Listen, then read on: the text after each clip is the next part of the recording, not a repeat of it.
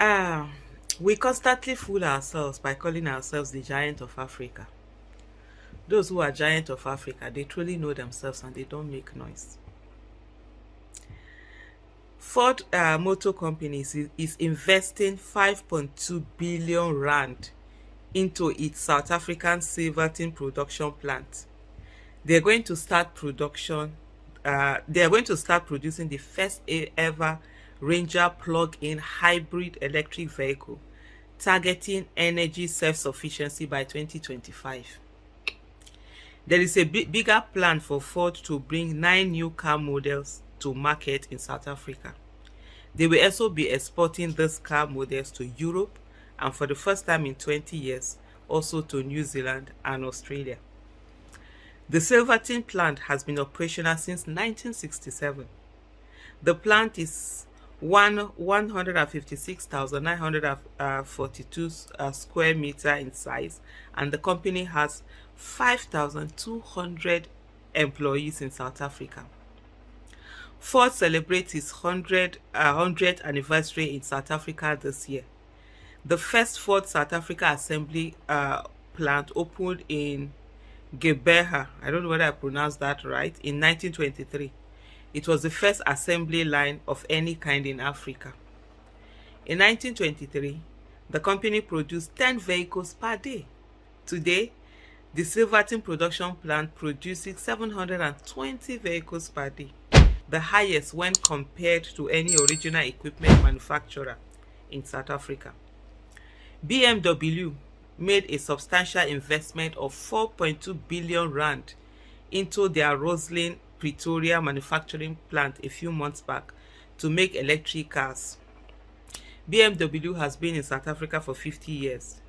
Their investment will be made over 5 years, and they produce the BMW X3 that is exclusively manufactured in South Africa and shipped to the rest of the world. It's great to see government supporting the automotive sector with incentives that are encouraging all of its investments. South Africans don't have two heads. They are our mates. We're even supposed to be bigger and better than them. But yet, we have crippled ourselves. It is crawling that we now crawl. Our own governments, all they are doing is that they are carrying money to go and buy cars for themselves and their wives.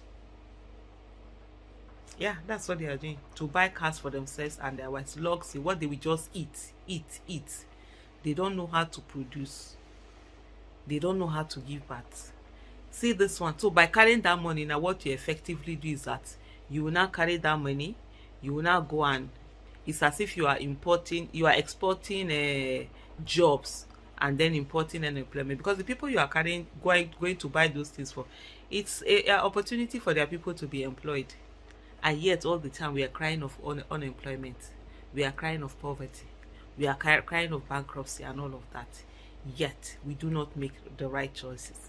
And some people think that it is by carrying agbada that they use wood to mask the smell. That's how you go and be looking for investors. The smell of poverty will follow you. The person that's supposed to invest will not invest. By the time they see there's nothing in you. Investors, you don't need to win investors safe. They know where the place is. That's the essence of being an investor. They know the place that they're supposed to go and invest. They are the ones that will be sniffing around and looking for the right places to go. Their own, where you even have the judiciary today, is under the arm of the executive, so that somebody will bring their money and then the government will decide to run mad, to do one nonsense. Before you know what's happening, the judiciary is also supporting them. Some people sit down and tell you that, oh, whoever is president doesn't matter. The political leaders don't matter. Leadership is the citizens that matter. Oh shit. Let's continue the hypocrisy. We'll continue to be behind while we watch other countries continue to excel. Those who are excelling, they don't have two heads. They only sit down and ensure that they do the right thing. And as long as we don't do the right thing in our country, no matter how much we pray, no result will come out. Because like I always say, God will not do for us what he has given us the capacity to do for ourselves. Thank you. Your Excellency, our dear Governor and my dear brother, Professor Charles Soludo, Your Excellency and our own dear mother, who have spoken so well that all we can do today is to go back and reflect on that your wonderful speech. And I thank my dear elder brother for inviting you. Mine is a simple remark which will not take more than 2-3 minutes. And it's to thank you most sincerely for the honor of coming to Nigeria for this wonderful lecture. Your Excellency, my little contribution to your speech is that the problem of Africa, problem of Nigeria, rests squarely on leadership. It is bad leadership that is the problem of Africa. It has nothing to do with colonialism. We were colonized years ago. Today, it is African leaders that have turned Africa into a gigantic criminal enterprise. And I'll give you an example. Let me use this university. Let me use this university to give you an example of the problem we face in our country. This university, if you're employed here, you work hard for several years to be a professor. And if you're a professor in this university, your salary is 400,000 naira. And if they pay you without spending your money for 30 years, your salary will amount to 144 million, which is not up to what we used to buy a car for a legislator in Nigeria. That is the problem of Nigeria.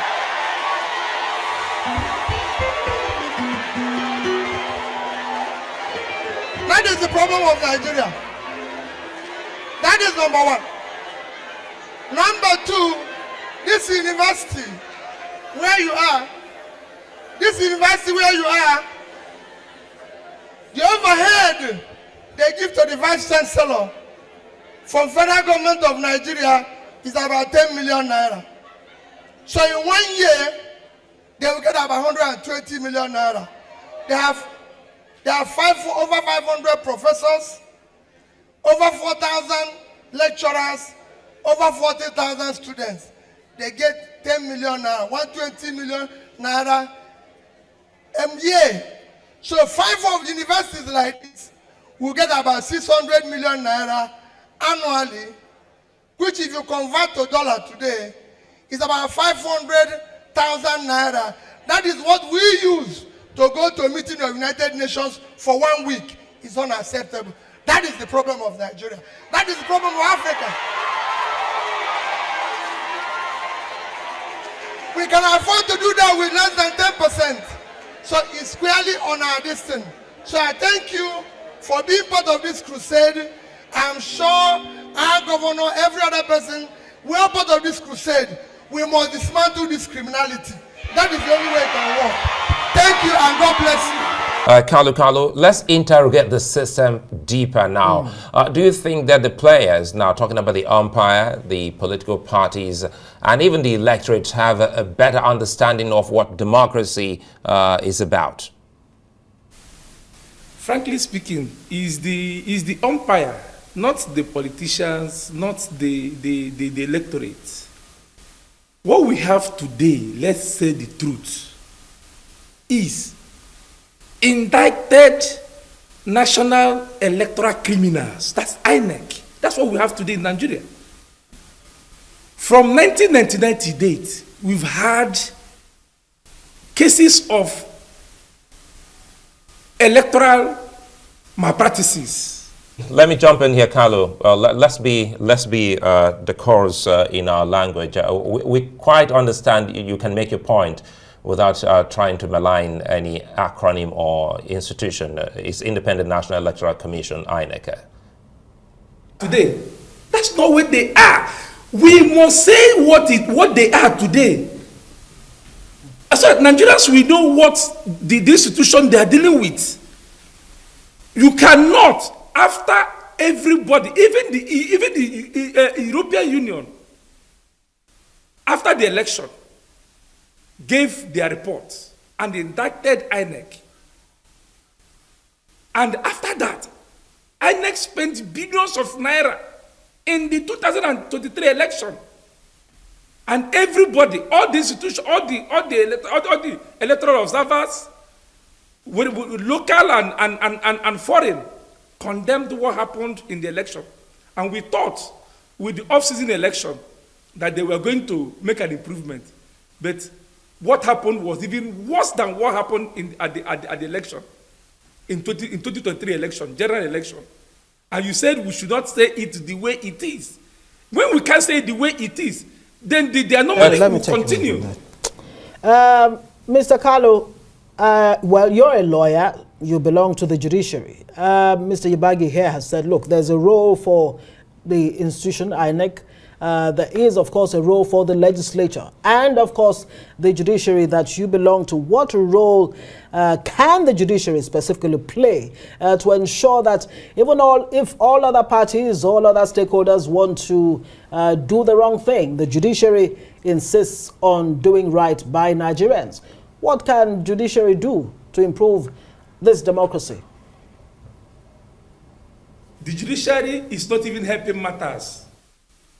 Look at the kind of judgments that we have today. Inconsistent judgments from the same facts, the same law, and circumstances.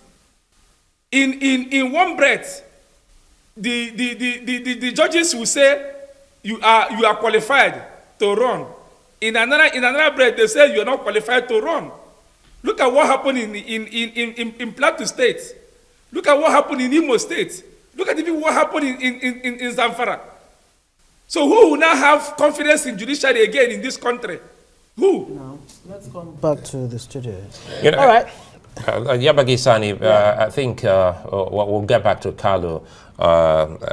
We need to stay on the question and we need to stay on the issues. I've not been able to get a sense of, because when you spoke, before I come back to Yabagi Sani, quickly here, the report of the EU on INEC didn't quite indict INEC. We saw that report, and some of the key things that the EU spoke about, if you follow that, we're not even about INEC. We're not things that fall within the purview of INEC. If you talk about voter intimidation, I'm happy that Yabagi Sani is here, but I'll put this to you before I come back to Yabagi Sani. Some of these issues that were laid bare on the day were not within INEC's jurisdiction.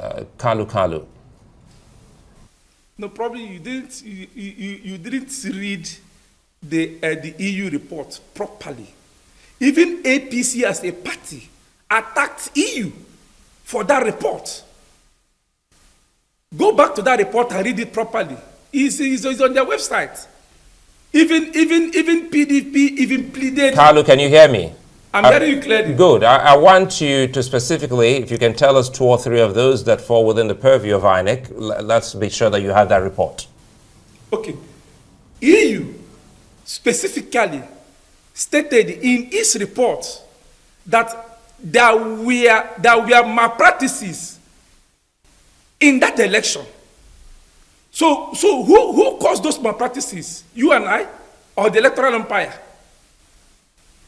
Okay, that the 2023 general election fell short of the electoral guidelines. It's there. Right, so let's bring it back to the studio here with IPAC chairman. So before that, we need to. Sorry, before that, we need to clarify this. That's what those were not within the purview of INEC. Issues of security we actually laid, and Yabagi Sani and so many other political parties were speaking to EU on that day that these things were not properly highlighted. You don't bring security issues and voter intimidation and some other issues within the electoral umpire. I think, Ngozi, I'll let you go with this. Fantastic. So there are calls for constitutional and electoral reforms. Before the 2023 elections, there was the electoral reforms 2022 that was supposed to be the, the solution to our electoral, misfortunes. But alas, here we are. There's still those challenges. But how much difference really do you think constitutional reforms, electoral reforms would make going forward? And what kind of reforms specifically would you like to see that will improve the next cycle of elections? That's funny. Okay. Yes. Well, I believe, you see, if you take a look at the Electoral Act 2022, there's a big gap that was left, and that is why we are having this, crisis all over the place. What is the gap? There's a saying that it's not those who cast the vote that determine the winner, but those who count the vote. And then area of counting was left out of the digitalization of the process. The only area that was captured was the area of accreditation, meaning that you can't vote more than once, anymore, because of the introducing of the beavers. But the unfortunate thing is that the collation of the votes is still left in the hands of the INEC staff. That is manual. That was not covered by the digitalization and the innovation that INEC has introduced. And that is the node, or that is in the value chain of the election process. That is the key area. Who has it? Who tells you how much this person has scored, in terms of the votes? Right. So if you don't take care of that, nodes, that stage of the election, then you have done nothing, really. That's what it has proved now. That's why we're having the problems we're having. Great. In 30 seconds, achieving a virile opposition, that seems to be the bottom line here. Yes. How do you ensure that there's that opposition that will make sure there's no one-party state emerging? No, there will be no one-party state emerging if we get the electoral process, correctly, arranged.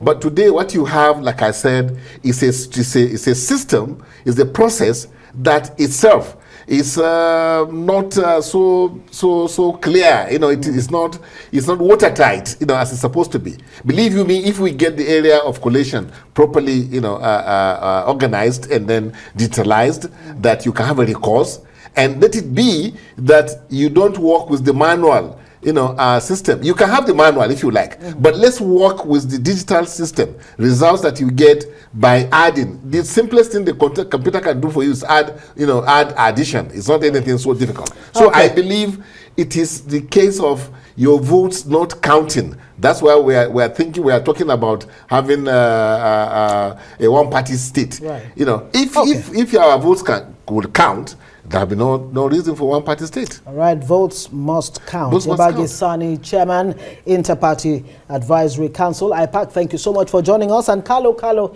is a legal practitioner. Thank you also. So we're hearing from the Finance Minister and Coordinator of the Economy that Nigeria is not in a good position to continue to rely on borrowing.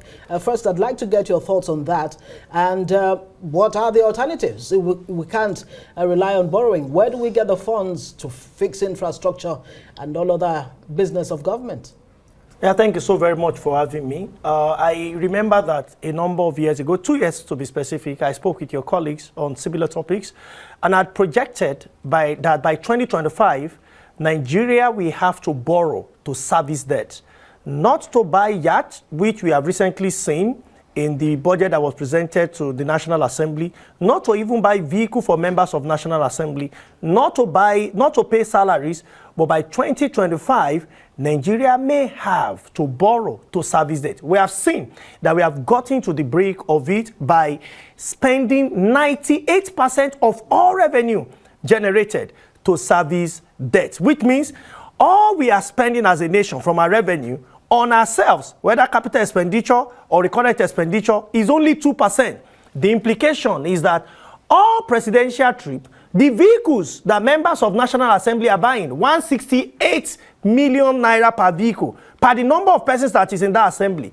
And paying teachers, paying lecturers, labor, everybody working at least under federal government, they are 98% borrowed. In fact, it may be more. Only 2% is what goes from our revenue into it. So what is the way forward? The way forward is that we must become innovative. First, we have to block leakages. How can we be cutting checks of 60 billion naira every 4 years, saying that we don't believe in our economy, we don't believe in our system, and say Japanese economy takes 60 billion from Nigeria on annual basis, not because we want to do anything, but because we feel that our members of House of Representatives, they need to be in a brand new vehicle when the nation is bleeding at 98% of all revenue to service debt. But we still cut a check to give to them. So how do we block leakages? It's so very, very important. Again, where are the revenue windows? Should we continue to mine the little or tiny revenue? And I must say this,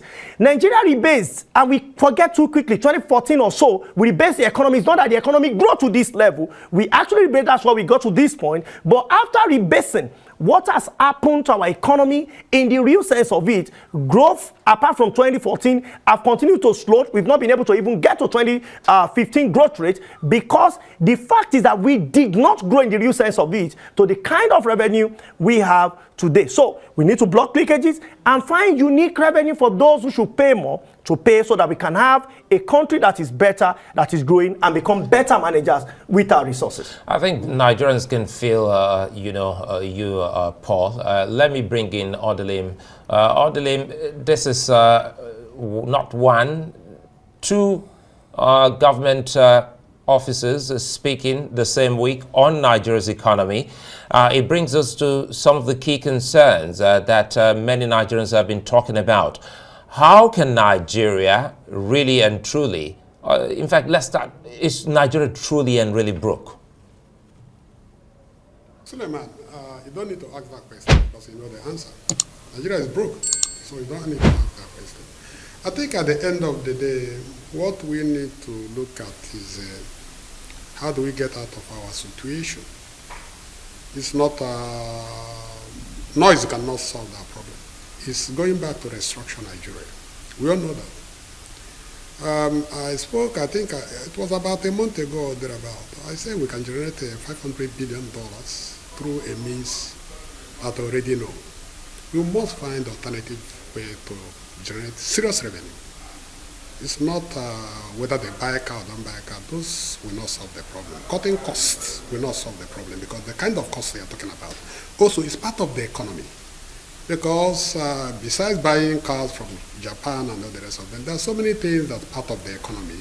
I mean, when you pay salaries, it goes down to the trickle-down economics. I think at the end of the day, government will ask for those men and women who have greater idea, innovative idea, how to find alternative revenue. We must find that alternative revenue, because we must pay that tax. We must pay those debts. We must pay those debts in order to be alive economically.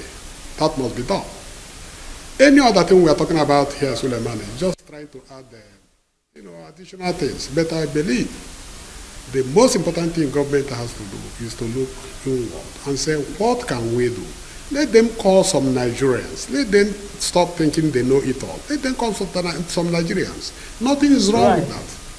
Nothing is wrong with calling some Nigerians and say, what do you think? How do we solve this problem? Right. Paul, let's bring you back in here. I mean, Mr. Wabara is saying, look, it's really not about those. He thinks the issue of buying vehicles and all of that, they are minor issues. The real fundamental issues here is there seems to be a lack of an economic management team that has the ideas as to how exactly to diversify Nigeria's revenue base. Well, I cannot agree with Mr. Wabara, a very good friend of mine, but he also understands the concept of economics. If you say that you don't want a house to be flooded, but you open a tap that makes room for flooding to happen, you cannot handle Nigerian issue only on revenue window. If you don't block leakages, one of which we don't need, I see no reason why every 4 years, and not just vehicles, even unnecessary expenditure that we see in the budget, not just for legislature, even for executive. So as much as you make revenue, which I alluded to, and there are several revenue windows which I've shared, not just for federal, even the state. I've mentioned that government can generate up to 30 trillion naira from several windows. I've had that conversation on this platform. I have so many other platforms around the country. For the benefit of this conversation, it would be nice to hear what exactly those. Okay, I give you an instance. I give you an instance. In 2020, the National Bureau of Statistics revealed that two of the sectors that grew in leaps and bounds were banking sector and telco sector, which include telco infraco. The question is, of the revenues that these two sectors got from the analysis that came from the Bureau of Statistics, what percentage of revenue paid to government increase, it actually reduced for the two sectors. Recently, you saw what banks had declared that they have made. What percentage of this money is going to cover some government? And I'm talking of institutions, and there are so many of them, at least 25 different sectors like this in Nigeria that are not paying what should go to government and what should accurately go to government. In fact, one of the major drivers, one of the major players in telco is not in Nigeria, and they took wealth of Nigeria and took to another country. I don't want to mention the country in the Middle East. You know, based on research we have done, at least Nigeria should not get less than 600 billion naira from that organization. But what did we get? We have federal government that don't communicate properly with states, and when it comes to revenue that should go overall to government, there are no communication. These are strategy, these are part research-based findings that we have documentary evidence on how we can grow our revenue today. But I must put a caveat. If you grow your revenue and your revenue base is so huge, but you have children who don't care about how money is made, they don't mind to drink any bottle of champagne, and you believe that it's also part of the economy, we will ask, who is producing the champagne? Is that economy? If you say that we should continue to give our money to Japan, who is getting the job? When you import, there are three decisions. It's important for our listener. Right. There are three decisions. You are telling your population, and this is what Mr. Wabara is saying, that Nigeria should remain unemployed. So long as we can give jobs to Japanese to continue to produce our cars, we have enough scene in the East that can produce the same car for us. If you think it's not safe, then why do you think it's safe for Nigeria to buy the vehicles? In America, they don't present other countries' vehicle. I am not saying you can't even spend your 168 million, but spend it on the economy. Let it create jobs, and let our foreign reserve not get depleted. You know what dollar to naira is today. Let me bring